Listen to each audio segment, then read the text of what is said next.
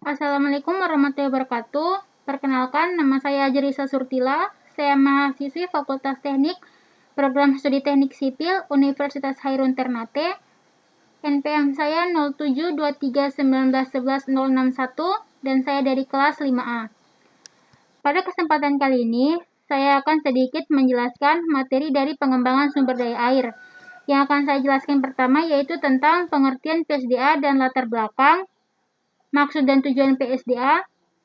Yang ketiga, unsur-unsur pokok PSDA. Yang keempat, SDA dan siklus hidrologi.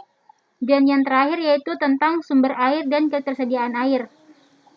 Kita langsung saja ke pembahasan pertama yaitu tentang pengertian PSDA dan latar belakangnya. PSDA ialah ilmu yang mempelajari tentang sumber daya air, yaitu tentang cara-cara memahami kuantitas, kualitas, jadwal ketersediaan dan kebutuhan sumber daya air, serta penanggulangan permasalahan yang ada, sehingga dapat dikembangkan pemanfaatannya, kelestarian dan pengelolaan sumber daya air tersebut untuk kesejahteraan kehidupan manusia serta alamnya. Ada 3 konsep dasar pembangunan. Konsep pertama yaitu pengadaan barang dan jasa melalui berbagai kombinasi faktor produksi. Yang kedua, perubahan sosial dan ekonomi. Yang ketiga, hubungan antara manusia dan lingkungan. Dan ada 5 hal keterkaitan segi lain sebagai pembatas pertumbuhan pembangunan. Yang pertama, penduduk. Yang kedua, produksi pertanian. Yang ketiga, produksi industri.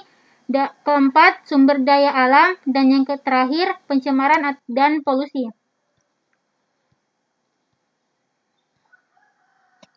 Sumber daya air atau SDA merupakan sumber daya fisik dari berbagai sumber daya alam yang ada, sehingga di dalam pengembangannya tidak dapat lepas dari sumber daya alam lainnya.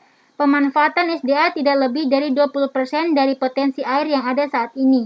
Potensi air biasanya dikendalikan lebih dahulu, kemudian baru dimanfaatkan. Contohnya seperti untuk irigasi, air baku, tenaga listrik, navigasi, dan penanggulangan banjir. Kebutuhan volume aliran air dibedakan menjadi 2 kondisi kebutuhan, yaitu yang pertama kebutuhan tetap atau standar, kebutuhan yang konstan dan atau tidak dapat kurang dari yang telah ditentukan. Contohnya seperti kebutuhan tenaga listrik, navigasi, dan perikanan, dan lain-lain. Yang kedua, kebutuhan tidak tetap atau tidak standar. Kebutuhan air yang tidak konstan atau dapat bervariasi, seperti irigasi, air baku, dan lain-lain. Materi yang selanjutnya yaitu tentang maksud dan tujuan PSDA. Air di permukaan bumi ini selalu bergerak. Pergerakan air ini membentuk suatu siklus air, atau sering disebut dengan siklus hidrologi, yang dipengaruhi oleh pergerakan alam dan musim, sehingga distribusi air secara alamiah tidak dapat ideal secara ruang dan waktu. Potensi pembangunan sumber air dari kondisi ini cenderung tidak dapat dimanfaatkan sesuai kebutuhan kita, yaitu seperti untuk pertanian, rumah tangga, industri, dan lain-lain. Atau dengan kata lain, sifat ketersediaan air atau quantity and quality memiliki variabilitas ruang atau tempat dan waktu atau time variant.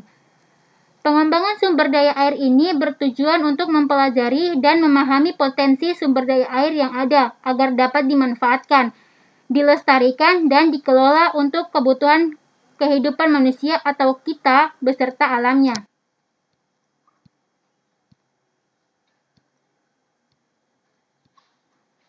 Yang ketiga yaitu unsur-unsur pokok PSDA. Kebutuhan manusia atau kita terhadap air berkembang untuk berbagai jenis keperluan yang diakibatkan dari berkembangnya penduduk, perkotaan, pertanian, dan industri. Sehingga kebutuhan air sangat meningkat dan berkembang. Sedangkan sumber daya air masih sangat banyak tersedia, namun menyangkut banyak aspek yang masih perlu dioptimalkan untuk menangani permasalahan unsur-unsur pokok PSDA yang ada. Permasalahan unsur-unsur pokok PSDA diantaranya adalah A. Pengendalian banjir atau flood control, B. Irigasi dan drainase, C. Listrik tenaga air, D. Sedimentasi, E. Penyediaan air untuk rumah tangga, F. Lalu lintas, G. Penggunaan sumber daya air dan rekreasi, dan H. Pencemaran. selanjutnya yaitu SDA dan siklus hidrolika. Alam menyediakan air untuk kebutuhan kehidupan alam dan manusia, berupa air yang terdistribusi dan bergerak mengikuti siklus hidrologi. Keadaan alam ini menyediakan peluang terjadinya siklus hidrologi. Ini sangat bermanfaat, karena air yang mengalir dari daerah tinggi ke daerah rendah, kemudian mengalami proses evaporasi atau penguapan. Alat transportasi distribusi air ini adalah, kalau untuk udara, yaitu untuk perjalanan di atmosfer, alur dua sungai atau besar dan kecil untuk perjalanan di permukaan tanah, dan ada pori 2 atau lubang min 2 dalam tanah, yaitu untuk perjalanan di bawah permukaan tanah. Siklus hidrologi ini sangat dipengaruhi oleh faktor-faktor. Faktor pertama yaitu angin dan iklim atau angin muson atau geografis. Yang B, suhu udara dan gerak udara naik. Yang C, angin laut dan angin darat. Yang D, kondisi dan struktur lapisan tanah. E, kontur tanah. F, penghuni daerah tersebut.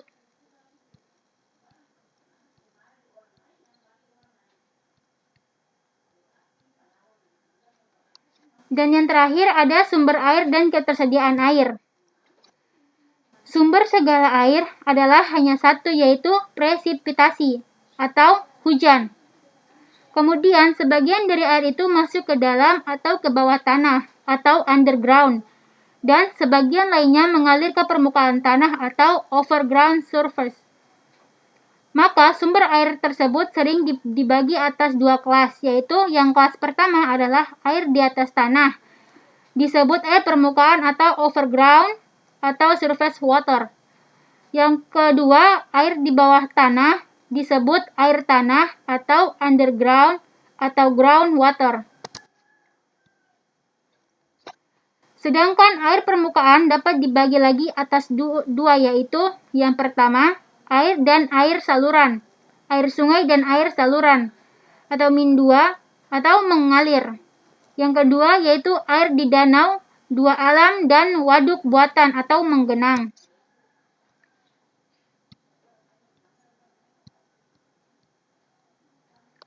Untuk air tanah, menurut cara memperoleh atau mengurasnya dapat dibagi atas dua, yaitu dapat dibagi atas yang pertama, air sumber alam atau natural springs. Yang kedua, B, air sumber artesis atau artesian wells. Yang ketiga, air galeri atau terowongan atau galeries, garages, kanats. Yang D, air sumur-sumur dangkal dan dalam atau shallow and deep atau tube wells. Untuk air tanah berada jauh dari tempat penggunaannya sehingga tidak ekonomis. Sedangkan untuk air permukaan sebagian merupakan air mengalir yang memperbaharui volume aliran di sungai-sungai rata-rata 30 kali setahun. Penyediaan air bersih di pedesaan dan perkotaan masih minim, yaitu di perkotaan kurang lebih 25% penduduk belum mendapatkan fasilitas air minum atau potable. Yang kedua, di pedesaan kurang lebih 80% penduduk belum mendapat kemudahan memperoleh air yang sama atau air yang aman.